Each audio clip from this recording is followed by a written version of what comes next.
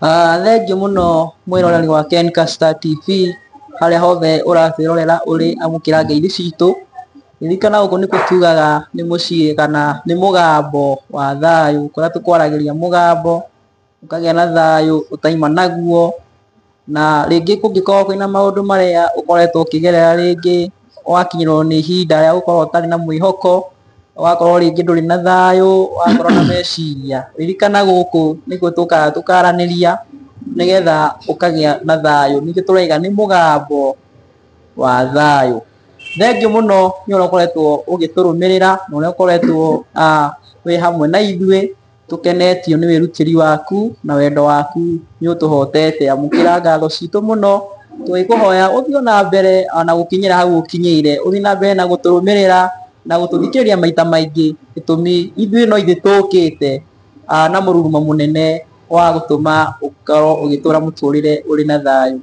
Mũthenya wa ũmũthĩ ta ũrĩa ngwĩraga o mũthenya wa Tuesday kuma thaa 5 nĩndĩkũrehagĩra mũtungatĩri ũrĩa ũkĩte na ũhoro kana na ndũmĩrĩri ya ũhoro wa iroto, kana na kĩndũ kĩngĩ kĩrĩa twĩtaga na gĩthũngũ dreams. Na ũririkane kuma hĩndĩ ĩrĩa twambĩrĩirie, ĩno nĩ part 3 ĩrĩa tũrenda gwĩka nĩgetha ũthiĩ na mbere na kũmenya maingĩ megiĩ iroto. Na tũkwĩhoya ũngĩkinya we nĩ ũrĩ na ũndũ ũkoretwo ũkĩgia ta ũcio wa iroto ũguo, thĩinĩ wa part ya comment no ũtwandĩkĩre hau. Hihi tokorwo rĩngĩ nĩ mũrata mwarĩtie nake agakwĩra arotaga na onaga, twĩho nĩgetha tũtuĩke ũteithio waku, nĩkĩo tũkĩte. Ningĩ ũngĩenda gũtũkinyĩra thĩinĩ wa studio citũ kana ũngĩenda kwaranĩria na ithuĩ, he namba ĩ hau screen-inĩ hau igũrũ. No ũhũre namba ĩyo, no ũtũme message nguhĩ, ona rĩngĩ kũngĩkinya nĩ ũndũ ũrenda gũkorwo ũgĩteithĩka naguo, namba ĩyo ĩ on 24/7, no ũtwandĩkĩre hau nĩgetha tũgakorwo tũkĩaranĩria nawe nĩgetha tũkorwo tũgĩtwarana wega na tũkorwo twĩ anja ya kĩũria kĩrĩa ũngĩkorwo nakĩo. Njĩtĩkĩria nĩgetha ngũrehere mũtungatĩri ũrĩa tũkoragwo nake o mũthenya wa Tuesday kuma thaa 5, ũrĩa ũkoretwo agĩtũrehere kana agĩtwarĩria ũhoro wĩgiĩ iroto na tũgakĩmenya maũndũ maingĩ.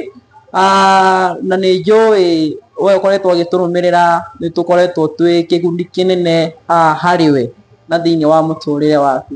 Naguo ngũrehere mũtungatĩri nĩgetha oke atũgeithie, acoke agĩtwĩre harĩa twakinyĩtie hĩndĩ ĩyo ĩngĩ na njĩra nguhĩ, nĩgetha oke aingĩrĩte ũhoro-inĩ ũrĩa oka gũtwarĩria mũthenya wa ũmũthĩ. Tondũ gũkĩragwo o ũrĩa mũthenya ũkĩaga noguo mũndũ agĩthiaga ohĩgĩte na amenyete o maũndũ maingĩ. Ũguo wĩrĩgĩrĩre mũthenya wa ũmũthĩ, mũthenya wa ũmũthĩ ndũmĩrĩri ĩrĩa oka gũtwarĩria nĩ ndũmĩrĩri ĩrĩa agĩkoretwo agĩteithio nĩ Mwathani na ĩrĩa agĩkoretwo eharĩrĩirie mũno gũka gwĩtwarĩria. Ũguo wĩ karibu mũno mũtungatĩri thĩinĩ wa mũciĩ ũyũ witũ kana thĩinĩ wa mũgambo ũyũ wa thayũ, Kenka Star TV. Ndĩrenda ũkĩgeithie mwĩroreri, ũkĩmwĩre, ũkĩmũririkania marĩtwa maku kũrĩa angĩgĩkuona, ũcoke ũgĩtũhutĩrie o hanini harĩa twakinyirie hĩndĩ ĩyo ĩngĩ, nĩgetha tũgĩthiĩ ũingĩrĩte thĩinĩ wa ũhoro ũrĩa ũgĩũkĩte wĩharĩrĩirie naguo mũthenya wa ũmũthĩ. Karibu sana. Amen, asante sana. Naitwa Pastor Mwangi. Tuesday iliyoisha tuliongea kuhusu dreams, na hii ni session yetu ya 3, na nimekuwa nikiongea na Kikuyu, lakini leo nataka kuongea na Kiswahili kwa sababu kuna watu wengi ambao wangetaka kutusikiza lakini hawawezi kwa sababu ya lugha. Kwa hivyo karibuni sana. Tunaongea kuhusu ndoto. Na the last time tulikuwa tunaongea kuhusu ndoto, tulisema ndoto ni lugha. Ni lugha ya ulimwengu wa roho ukinenea ulimwengu wa mwili.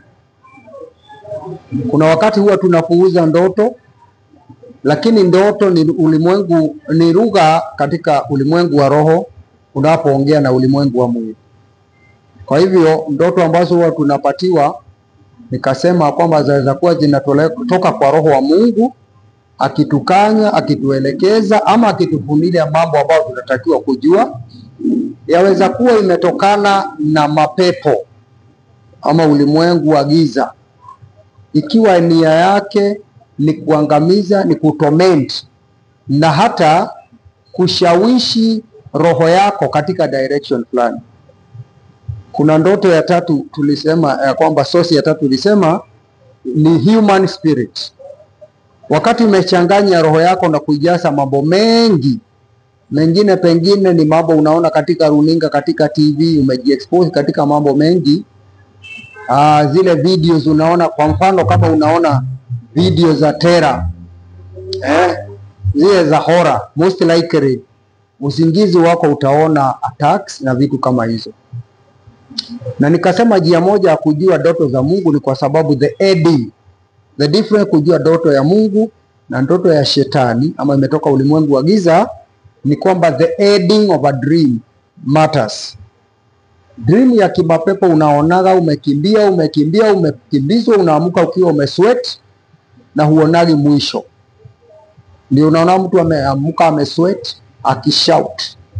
Lakini dream yote ya kiungu, hata kama ni warning ya mambo pengine ni mazito, attacks ambazo uko nazo, utakuta kwamba itakupatia the end, and the end is always victorious. Leo Ken, nilikuwa ninaongea na dada moja, alikuwa na asubuhi ananiuliza mambo ya ndoto.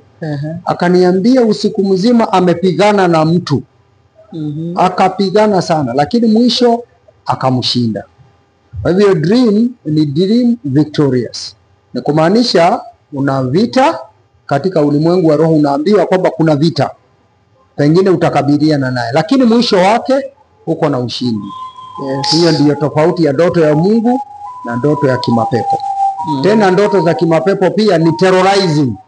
Unaamka ukiwa na hofu, unaamka ukiwa umestuka, unaamka ukisweat, ni kwa sababu na uoga mwingi, kwa sababu nia yake ni kukutorment. Jambo lingine katika ulimwengu wa kiroho, wakati nimesema kwamba unapewa ndoto pengine kuimpart mambo fulani, kuinfluence katika mambo fulani. Kuna watu Ken, huwaga wako influence na kimapepo. Kwa mfano unalala, adui anakutokea na spirit of deception, ya kwamba ndugu fulani ndio amekulaani, ndugu fulani ndio amekukazi, ndugu fulani ndio anakuingilia. Na kuna watu wamekosana na watu wao, ni kwa sababu mimi niliota ndoto, so and so ndio huwa ananiroga, niliota ndoto, so and so ndio amenifanya, niliota ndoto. Kabla hujakimbia kufanya hivyo, jua kwamba shetani pia ana uwezo wa kupanda magugu katika roho zetu ama kutuasha katika deception. Kuna wakati mmoja Biblia huwa inaongea kuhusu mtumishi mmoja alikuwa akiitwa Ahab. Ahab alipofanya dhambi sana, Mungu amwashiria kwa adui, na Mungu akasema ningetaka kuangamiza Ahab. Ni nani ataenda kushawishi Ahab ajipeleke kwa vita ama ajiangamize, ajipeleke katika maangamizi? Na Biblia inasema kwamba spirit moja ikasema I will go, na alisema I will put the spirit of deception even in prophets, ili wamshauri aende vitani, na akienda vitani atashinda vita. Kwa hivyo manabii 40 wakaingiwa na roho wa nini? Wa deception. Wakaenda wakamwambia Ahabu, ukienda utashinda vita. Lakini kuna mtumishi mmoja alikuwa kiitwa Mikaya, alikuwa mtumishi wa Mungu, alitembea na Mungu. Mfalme akasema, wewe iteni Mikaya, hata kama hanipendi sana, wacha tusikie vile atasema. Mikaya akaja akamwambia mfalme, usidanganyike, ukienda vitani hautarudi. Mfalme akasema mtie ndani, naye akamwambia mfalme, ukirudi ukiwa mfalme, basi mimi si nabii. Ahab alienda akauawa hivyo katika vitani. Kwa hivyo nasema namna gani? Ulimwengu wa roho ni very complicated, na diposa ni vizuri kutopuuza wakati uko na ndoto, na usiende ukiambia kila mtu akufanyie interpretation, kwa sababu wengine wataweza kukukosesha ama wakwambie mambo mengi. Kwa hivyo tuliongea mambo mengi. Ukiwa na swali ni 0758 57 57 41, 0758 57 57 41. Ukiwa na swali pengine hiyo ndoto kuna ndoto pengine hatutaweza kufanya interpretation. Kile tutafanya siku ya leo ni structures tunaweka, ni mifano tu kadhaa tutakuwa tukiangalia ambayo itaweza kukusaidia, lakini pengine hata tutaguzia ile inakusumbua exactly, lakini pia ukitupigia simu tutaweza ongea na wewe na tutaweza kukushauri. Pia tukasema ndugu Ken, ya kwamba watu wengi wamekuwa kiota ndoto tofauti tofauti, na moja ya zile ndoto ni ukirudi nyumbani najiona watu wamekuja kwenu kutoa mahali na tayari umeolewa. Wengine wanaona wakifanya harusi na tayari wameolewa. Wengine wanajiona wamerudi ile shule walikuwa nasomea na baada walimaliza. Wengine wanajikuta wanarudi katika nyumba zile mzee walikuwa na wakati ule wanakaa nyumba za kifahari. Mambo kama hayo ukiona, tukaongea sana, tutagusia siku ya leo. Lakini siku ya leo nataka tuendelee Brother Ken na mambo kadhaa. Kuna watu ambao huwa wanasema kwamba nilikuwa nimelala na nikasikia na nikaona katika ndoto upepo mkubwa. Nasikia wakisema nilisikia upepo mkubwa kiasi cha kwamba ulikuwa unanipuliza masikio, unapuliza nywele yangu. Ninausikia ukipitia, ni upepo mkubwa. Na nikiangalia mbele yangu ninaona miti mingi na mambo yamenizunguka yanasukumwa na upepo mkubwa.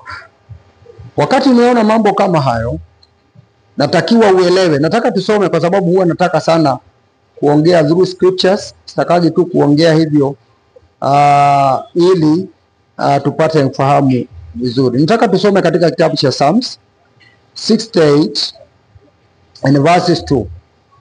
Psalm 68 and verses 2 inasema, blow them away as smoke is driven by a wind. Blow them away as the smoke is driven away by the wind. As the wax melt before a fire, let the wicked be destroyed before you. Wacha nisome na Kiswahili. Zaburi 68 kuanzia 2 inasema hivi: kama moshi upeperushavyo, kama moshi upeperushavyo, ndivyo uwapeperushe wao. Kama moshi upeperushavyo, ndivyo uwapeperushe wao. Like a smoke driven by wind. Now, Biblia kitu cha kwanza imesema, nimetuletea picha ya smoke ama kando. Ile mchumaa, translation nyingine inasema kando. As a candle, as the wind, may you blow them away like smoke. May you blow them away as smoke. Ninataka uangalie hiyo kando. Kando huwaga iko na tumeiwasha ile mshumaa, na wakati kuna upepo mkubwa ule mshumaa huwaga unapoeshwa na ule upepo. Kando, Brother Ken, ni ishara ya maisha ya mtu. Na kupulizwa kwa upepo kwa ile light ya kando ama ule mwangaza wa kando, ile unapulizwa, hiyo smoke ambayo huwaga inapatikana kwa kando, kwa sababu kando wakati inawaka kuna ka smoke, utaona moshi inapanda. Kwa hivyo wakati umeambiwa kwamba ule moshi unaondoa hiyo kando, ni kama kumaanisha ya kwamba it is a demonic attack in your life to do what?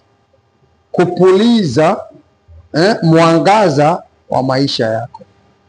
You know, life is like a candle. Life is like that candle. What the enemy will do is that he will blow you away. He will blow the light. Atapiga ule mwangaza, ule moto, ule ufifio, ile neema iliyo ndani yako, adui anaipuriza kwa upepo mkubwa. Kwa hivyo unaposikia upepo mkubwa unatingiza mambo, jua ya kwamba maisha yako yako katika hatari ya kuzimwa na ule upepo. Ni roho wa kuzima neema, ni roho wa kuzima mwangaza, ni roho wa kuzima baraka ambaye Mungu ameashiria katika maisha yako. Inaendelea kusema as wax melt before fire, may the wicked perish. Now, wakati mwandishi wa Zaburi alikuwa akiongea na Mungu, ama alikuwa akiandika haya maneno, alikuwa akiongea kuhusu maadui wake, na anaambia Mungu hivi ya kwamba wale maadui wakapulizwe, ukawapulize kama upepo unavyopuliza ule mwangaza ama ile moshi ya kando. Na anawaambia kama moto vile ambavyo uwaga una melt nini, una melt ile wax. Wakati ule mwingine Ken tulisema tukasema kwamba kuna attacks mbili, na tukasoma Psalms 58 and verse 8, mahali tulikuwa tunasema kuna attack inaitwa the stillbirth spirit, ambayo huwaga ina abort dreams. Na hakikisha kwamba dream kama vile stillbirth huwaga inakaa katika mimba, inakaa lakini mtoto anakufa tu akiwa ndani. Tukasema kwamba ni adui akiattack dream wakati bado haijazaliwa. Na nikasema kuna watu ambao ni wazuri sana katika kuongea mambo ya dreams. I will do. Lakini the enemy hata kubali watimize zile dreams. Pia nikasema kuna the spirit of a snail. Na tukasema the snail melts along the way. Inayeyuka snail, konokono inayeyuka pole, haifikagi mwisho. Kwa hivyo tukasema hiyo ni maono ambayo huzaliwa na tunaiona. Mtu ameanzisha kaduka, mtu ameanzisha doa, mtu ameanzisha biashara, mtu ameanzisha kufanya kazi katika talanta Mungu amempea, tumeanza kuiona. Lakini along the way inagongwa na adui isipate kwenda kikomo. Tukasema that is the snail, the spirit of a snail that melts away our dreams, isifike mwisho. Kwa hivyo hapa Ken tunaambiwa hiyo kando mwandishi anasema kitu cha kwanza ya kwamba hiyo kando moto wake upulizwe na upepo mkubwa, kwa hivyo uzimwe. Number 2, ile kando iyeyuke na moto. Kumbuka ni Psalmist alikuwa akiongea na Mungu kuhusu maadui wake. Kwa hivyo wewe ambaye unamjua Mungu na wewe ambaye unapenda Mungu, ningetaka unaposikia katika ndoto ya kwamba kuna upepo mkubwa ambaye unapiga maisha yako na unauhisi, na hata pengine unaona mambo katika ndoto yanafanyika na unahisi ule uwezo wa upepo ule, jua kwamba it is an attack to put off your dream, to put off the right and the grace of God in your life. Pia ingetaka kumelt neema ambao Mungu ameweka ndani yako. Ni vizuri kusimama na you empower yourself, you speak, uanze kunenea maisha yako. Kwa sababu gani? Proverbs 10 and verses 23. Utaomba namna gani? Nataka kukuonyesha maombi vile unatakiwa kuomba wakati umeona mambo kama hayo. Proverbs 10 and verses 23. Proverbs 10 and verses 23 inasema hivi, kwa wewe ambao ni mtakatifu, wewe ambaye si adui wa Mungu, wewe ambaye unamwamini Mungu, Biblia inasema hivi, Proverbs 10 and verses 25, when the storm has swept, wakati storm, gharika ama mawimbi, hata upepo, translation zingine inazita whirlwind, ni ile upepo wa kupuliza. Wakati umepuliza, Biblia inasema the wicked are gone. Kwa hivyo upepo wa maisha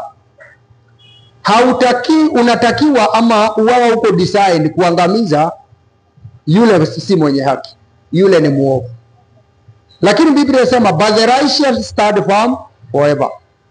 Dhoruba yoyote, upepo wote ambaye adui anaashiria katika maisha yake, ikiwa kusudi yake ni kuzima mwali wa neema, kuzima mwali wa baraka, kuzima neema ya kiungu ambayo Mungu ameweka ndani yako, kila mpango wake unatakiwa kusimama na kutangaza ya kwamba upepo huu, it is meant for the wicked, not me.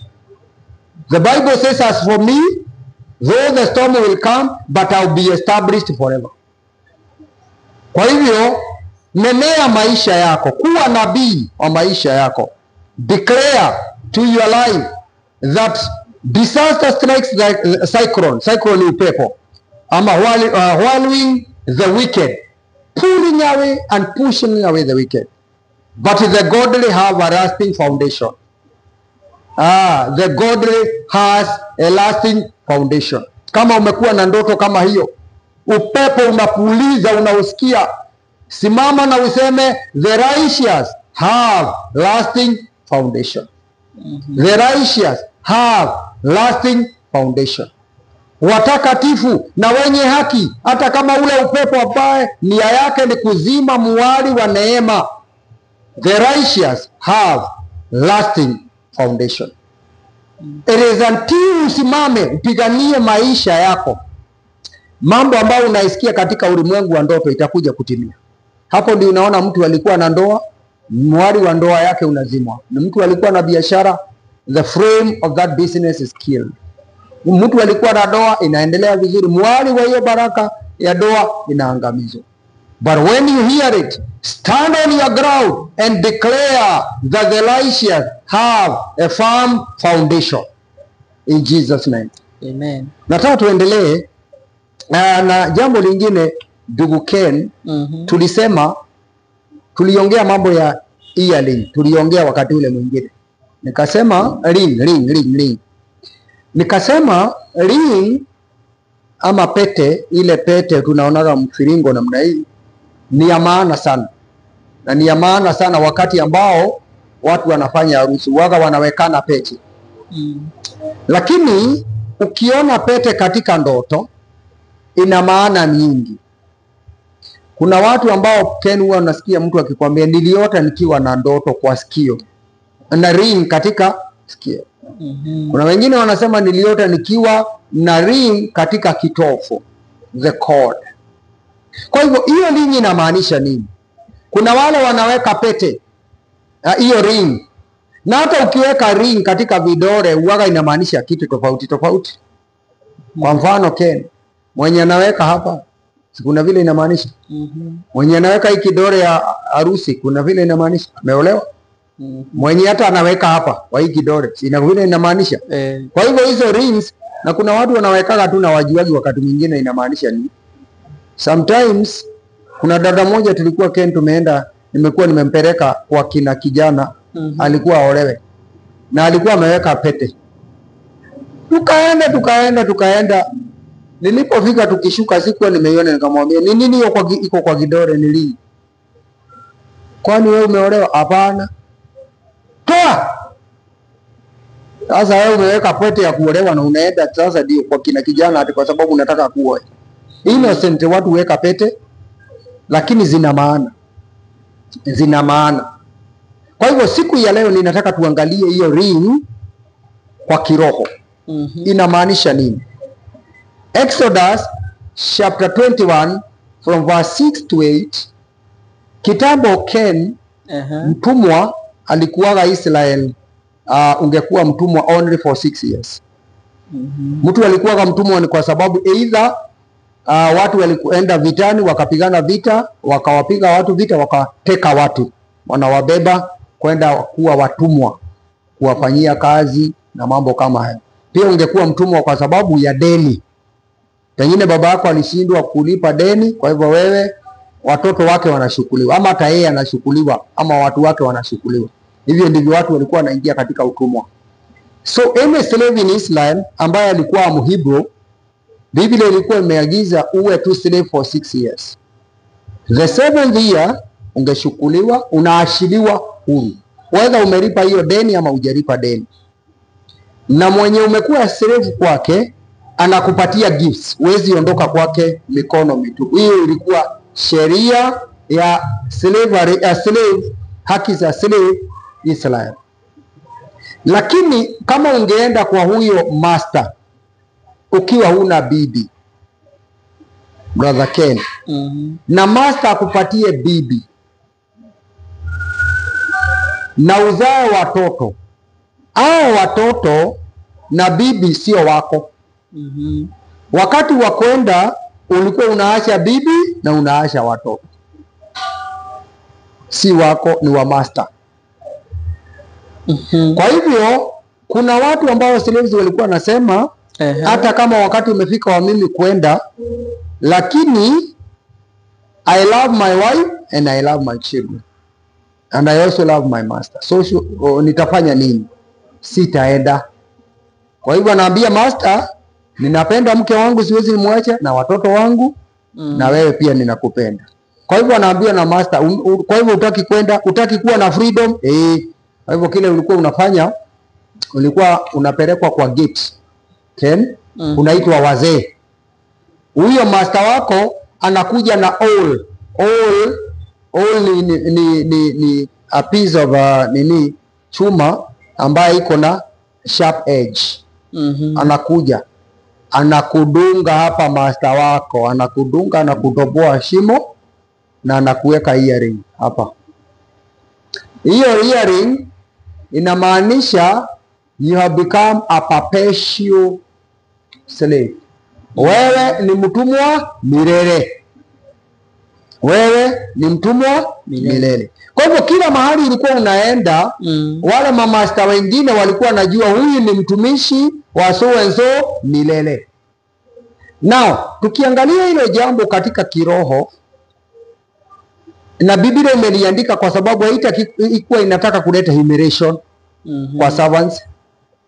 Hapana, Biblia imeliandika kwa sababu kuwekwa kwa hiyo ni kumaanisha huyu mtu alikuwa na declare hivi: number 1, love for the master and love for his family. Loyalty. Number 2, loyalty. Kwa hivyo alikuwa anasema, mimi I am ready to sacrifice my freedom because of the love of master. Now, sikiza hapa msikizaji wangu na mtazamaji wangu, sikiza hapa. Hiyo kutombolewa kwa masikio Biblia imeweka hapo, haikuwa aibu kuaibisha, lakini inataka kuonyesha mtu ambaye ako tayari kuachana na freedom yake ni kwa sababu ya upendo wa wale ambao wanawapenda. Mtu ambaye ako ready kusurrender freedom yake kwa sababu ya master na familia yake. Kwa hivyo wakati wowote utaona katika ndoto umeweka earring hapa, wewe pengine ni mwanaume, hii sikio unaona umeweka nini, kuna kitu unaambiwa ya kwamba katika ulimwengu wa roho, you are loyal to a certain authority. You are loyal to a certain authority. Ili sikio lako ni loyal kwa mtu fulani. Kuna one of our attorney general, si attorney general, chief justice, alikuwaga aliulizwa, alikuwaga anaweka earring. One of our chief justice alikuwa na earring.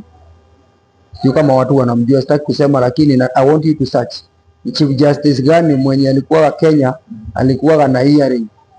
Wakati wa vetting akaulizwa, what do you put your earring? Alisema it is personal. I communicate with my God. With my God.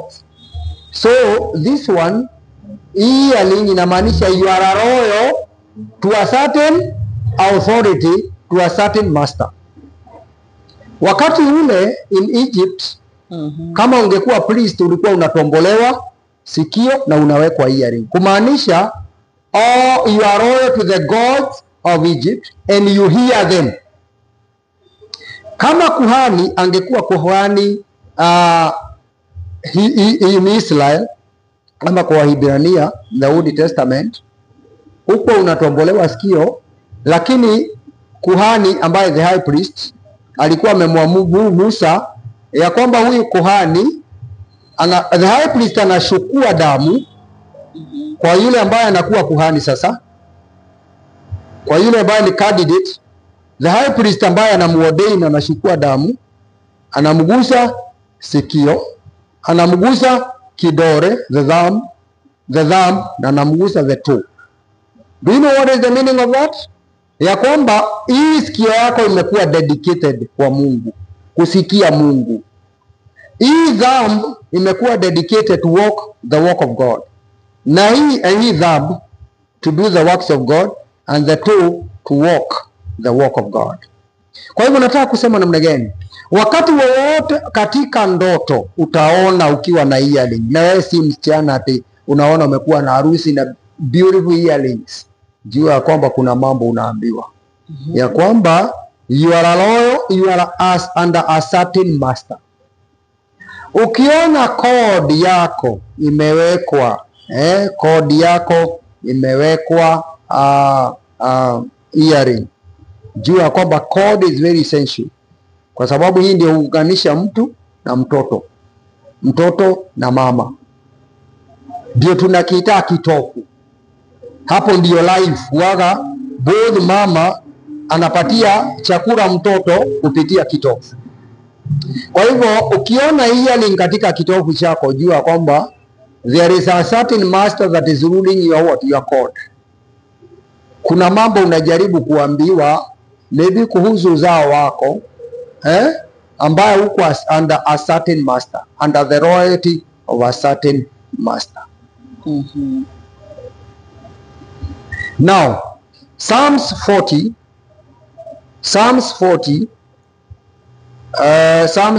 and verse 6, wacha tusome. Psalmist akiongea alisema hivi ya kwamba Psalms 40 and verses 6 to 8, the psalmist pia akiongea akasema hivi, anasema hivi, you don't delight in sacrifices or offering. Now that you have made me listen, now that you have made me listen, you have made me listen. I finally understand you don't require. Now you have made me listen. Now it means once you have an earring here, or you have an earring in your cord, it means you are under authority that makes you to listen to it. You are loyal to it. Now ningetaka tuangalie katika translation nyingine Ken, hiyo tu, Psalms 40 and verse 6, NLT inasema hivi. Now amen, King James inatuambia hivi ya kwamba you don't desire sacrifice, mine ears thou have opened. So it means once you put an earring here, you have opened your ear to a certain master. Now let's continue. Verse 6 inasema amen, good news inasema you do not ask for any my burnt offering, amen, instead you have given me ears to hear you. Now I'm trying, there's a translation inasema you have pierced my ear, you have put a hole in my ear, so that what, that ear can hear you, can hear you. Kuna watu katika ndoto zao Ken, waga wako open katika ulimwengu wa kiroho na wananenagiwa na mapepo. Umelala na mapepo yanaendelea kukunenea. Nasikia kama huko na Ken, huko na swali pengine huko, alafu kabla tuendelee tumalizie, pengine uniulize swali. So tumesema namna gani? It gives you the capacity to hear. Kwa hivyo nataka kusema namna gani? Ear, when you see an earring. Tena kitu kingine Ken, ukiona mtu wako na earring unasemaga namna gani? Ni engage, si ndio? Mtu akiwa na earring automatically unajua huyo ni mke wa mtu, ana ni mke wa mtu ama ni mume wa mtu, so he is engaged. Huyu ni mtu wa mtu. Pia tukikuona na katika kitovu ama tukuone katika sikio, ni kumaanisha wewe ni mtu wa mtu. Kuna authority fulani katika ulimwengu wa kiroho ambaye inakumaster. It can be godly or demonic. Okay, na hau mutungatiri he hindi rimwe nyonaga taru kwa matuko maria turatura many mens ni marakorwo makihuthira links, na ni gukiri links cia cikorwo cia mithemba mingi. Ni kuri links ikorwo ya gathiururi, na ni kuri ingi ikorwo hana tari kamucare, okore ringi mundu ekirite haha gutu-ini kana kagathecetio uguo. Icio ciarĩ ciĩna meaning ĩmwe kana sina meaning different. Okay. Sitaki kusema sana kwa sababu sasa tukisema hii ni ya sako ama hii ni ovo ama hii iko na star ama iko na msalaba, sitaki kuenda hivyo sana because mwenye kuivaa Ken anajua maana. Mwenye kuivaa anajua maana. Kile ambacho tunaweza kusema basically ni kwamba hiyo ring mwenye kuivaa anaivaa meaning yake ni nini? Lakini pia Ken, nimesema hivi, wakati umeiona katika ndoto, inatuambiaga sasa umetoka katika ulimwengu wa mwili, umeingia katika ulimwengu wa nini? Wa roho. Na kuna watu Ken, kama vile umesema, ni vizuri kusema hivi, kuna watu innocent wamevaa pete. Kuna watu tumefanya deliverance, unasikia ni nini? Pengine umemuombea, ni nini huko nacho? Unakumbuka haya, niko na pete. Kuna dada aliniambia kwamba siku moja alikuwa na pete, ilitoka ikaanguka chini. Ilianguka ikapasuka, ikakatika na ni ya chuma. Kwa sababu gani? Hiyo pete pengine umepewa ni connected. Once it is connected na ulimwengu wa roho Ken, na wewe ni muombaji wa Mungu, utaweza kuanza kuiona katika ndoto. Na ukiona katika ndoto inamaanisha hiyo kitu ni connected katika ulimwengu wa roho. Okay, nikole age marotaga magika signs. Kwa taru he maita maingĩ nona mũndũ akĩhũrwo gabica ageka ũndũ meka uguo tuoko kana mũndũ to sign different. Na inacio icio cikoragwo yani sige specify ki. Good. Sasa hiyo ni nyingine tena. Signs zina maana.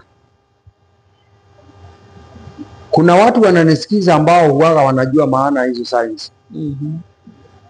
Na sasa pengine tutasema hii kufanya hivi. Lakini wewe hujui kabla hujaenda kufanya sign, hata kwa sababu inafanywa na watu wengine. Be very careful. Taka kujua hiyo sign inamaanisha nini. Isiwe ni sign ya lugha wa ulimwengu fulani. Kwa mfano, ikiwa pengine wewe ni mchoga ama ni homosexual. For a homosexual to communicate to a homosexual, si yako na lugha yake. Wakiingia hapo pengine waangalia na hivi. Kuna ile kasai tu mtu anafanya hivi, mtu ma homosexual wote wanajua huyu ni wetu. That is a sign. Unaelewa eh? Kwa hivyo hizo signs zina maana yake. Wewe ambao hujui maana na nini, usijiingize kwa kitu ambacho unajua. Lakini pia wewe ambao unafanyaga vitu, it is good to ask yourself, jambo ambalo nimejiingiza ndani yako, what yake benefit yake ni nini? Kwa sababu kama wewe ni mchoga, ina faida yake ni nini? Lakini tumesema kwa wale ambao ni innocent, wale ambao ni nini? Tena Ken, tumesema pia Roho Mtakatifu katika ndoto ataweza kukuonyesha signs. Ataweza kukuonyesha signs. Ataweza kuwa umelala hivi unaona sign. Kwa mfano, si Belshazzar walionyeshwa sign, akaona mkono umeandika mene tekel peles. Ilikuwa ni sign, ni mkono kidole imeandika. Akauliza na inamaanisha nini? Hii inamaanisha umeisha. Pia Roho Mtakatifu akikuonyesha sign. So lakini wakati amekuonyesha sign vile ni vizuri kuelewa. Inaweza kuwa pengine kuna signs, hata wengine Ken, tattoos. Naona tattoos Kuna watu ambao innocent wamejaza tattoo katika mili yao. Na wengine innocently hawajui na maanisha nini. Wengine wameziweka na nini? Wengine ni kuchorwa. Hata kwa sababu rafiki fulani amechorwa. Serebu fulani amechorwa. Lakini ujui huyu serebu anaweza kuwa ni serebu na yeye anatumikia ufalme mwingine. Anahiti na nyimbo zaweza hata kuwa ni gospel. Si watu wote wamehiti katika gospel wana Mungu. Kwa sababu ni talanta, yaweza kuwa talanta na wipik. Ni talanta tu.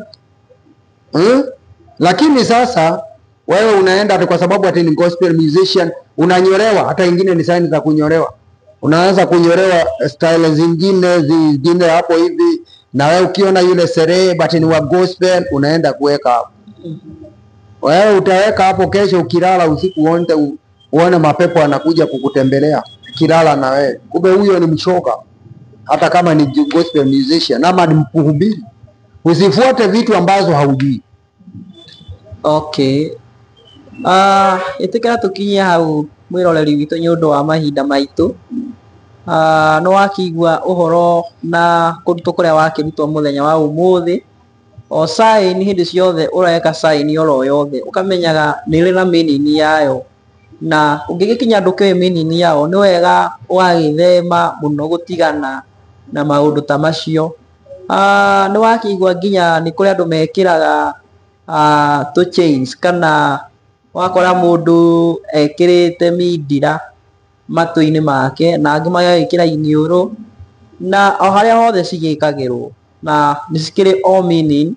Uguo ni wega muno withemaga na maundu ma muthemba ucio. Tugikinya hau no hindi iyo ingi nitwagithii na mbere na kuria ciuria tukimenye ni kuri andu mekiraga nginya bangles moko na angi magekira nginya maguru, na wakiuga ati amwe ni unduire wao. No tukaririria uhoro ucio hindi iyo ingi nigetha tumenye makiria, tukimenya nacio bangles ici ciikiragwo moko ri, tukimenya nyamu ici nacio ciikiragwo thiini wa ngingo, ici cietagwo migathi, nacio ni tugakienjera hindi iyo ingi tukimenye makiria uhoro wacio, nigetha tukimenya nacio cikiri na meaning ihana atia, nigetha ugikorwo ni uracihuthira nigetha uhuthire kindu uramenya niki urakihuthira. Ke tukinyia hau mutungatiri macokerere namba yaku ringi nigetha tukirikie. Amen. Kama vile nimesema, Pastor Mwangi, Gospel Times. Gospel Times tuko Ruiru, Kimbo. Hapo ndio huwa tunahubiri Injili.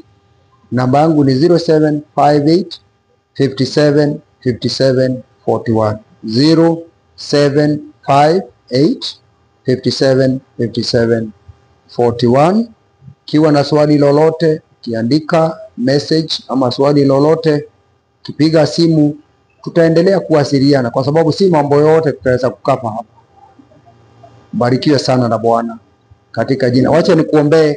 Baba, katika jina la Yesu naombea mtazamaji wangu ya kwamba Bwana utamsaidia wale ambao wamekuwa katika influence ya ndoto. Wengine ni ndoto za mapepo zimewateka nyara, kuwaibia na kuwaelekeza katika njia ya upotofu. Siku ya leo katika jina la Yesu natangaza ya kwamba wakafunguliwe katika jina la Yesu, wakafunguliwe kutokana na mateso waliowekwa na adui kupitia ndoto. Wale ambao wamekuwa kitembelewa usiku, wengine wanatumiwa mili yao na kimapepo na mapepo, nimetangaza wakafunguliwe katika jina la Yesu.